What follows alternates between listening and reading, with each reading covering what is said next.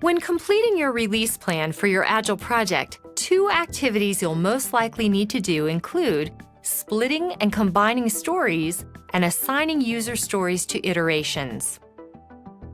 A good guideline for user stories is that they should satisfy the INVEST criteria, which stands for independent, negotiable, valuable, estimable, small, and testable. Sometimes user stories don't fulfill that criteria in that they are either too large or too small. And by the way, you might also hear the word estimatable. Either way, it simply means able to be estimated. Smaller stories can be combined to create larger stories, which is a relatively easy process. On the other hand, larger stories can also be split into smaller ones. But this process requires more consideration and effort on how to split those user stories. The goal ultimately is to have stories that are small enough so that we can get each story done within a matter of days. Ideally, no user story is so large that it requires the whole sprint to complete. There are a number of ways to split user stories. The split could be based on operations performed within the story. For example, the story could be split into separate CRUD operations: create, read, update, and delete. Another technique is to consider cross-cutting concerns such as security, logging, and error handling. The split could then be made into one story version with support for cross-cutting concerns, and one without support.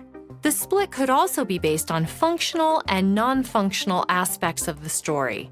For example, non-functional aspects would include performance, stability, and speed. Finally, the split could be made into smaller stories if different aspects of a large story have different priorities. In some cases, we may have user stories that are too small, and typically we know that they're small when a developer says that it will take them longer to estimate a story than it will to actually execute it. Stories that are too small can be combined into a larger related story. Combining stories that are related will allow them to be better prioritized. The combined user story should be estimated as a whole rather than summing the estimates of its individual parts. One example of combining stories is combining multiple bug reports. Once user stories meet INVEST criteria, they can be assigned to iterations.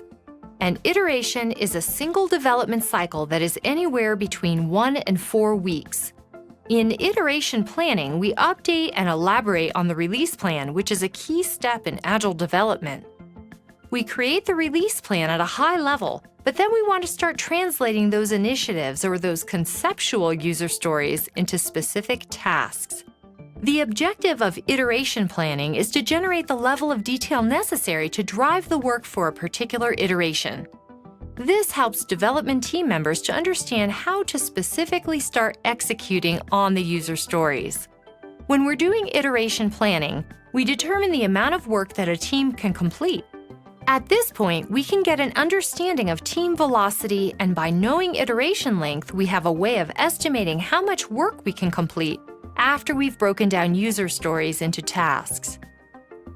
We also update the list of work for the release. Once we've done the process of breaking user stories down into tasks, sometimes we find out that there are new user stories or new tasks for the development team that we need to add to the release plan. We also want to set a goal for the iteration at this point. That goal should maintain focus as the development work proceeds. So we may have a single theme or a goal that we want to achieve within an iteration, even though a number of user stories may cover that goal. We're also selecting the functionality to develop, which has been determined in the release planning stage. So as we've talked about before, when we're doing release planning, we may have to split user stories into different categories, and then in our iteration planning, we're taking a certain category of those user stories and developing them. The work required during iteration planning is typically managed in an iteration planning meeting. So in the iteration planning meeting, typically the product owner, who is considered the customer representative, presents the user stories to the development team. This is a key information transfer point between the product owner and the development team, as it provides the development team with one-on-one time with the product owner to ask questions about how they expect something to be developed or their acceptance criteria, and to get into a little bit more detail on requirements as needed. Also, during the iteration planning meeting, the development team translates user stories into specific development tasks, which make execution much more manageable. Once user stories are translated into development tasks, they can be assigned to appropriate members of the development team, and with a good understanding of both the time commitment required as well as the sprint length, commitment from the team is also confirmed. This requires developers to confirm their commitment to completing the assigned tasks and helps ensure that they have manageable workloads. In summary, splitting and combining user stories is required when stories don't meet invest criteria and are typically too large or too small. Once user stories meet invest criteria, they can be assigned to iterations. This is typically done at an iteration planning meeting where user stories are presented, translated into specific development tasks.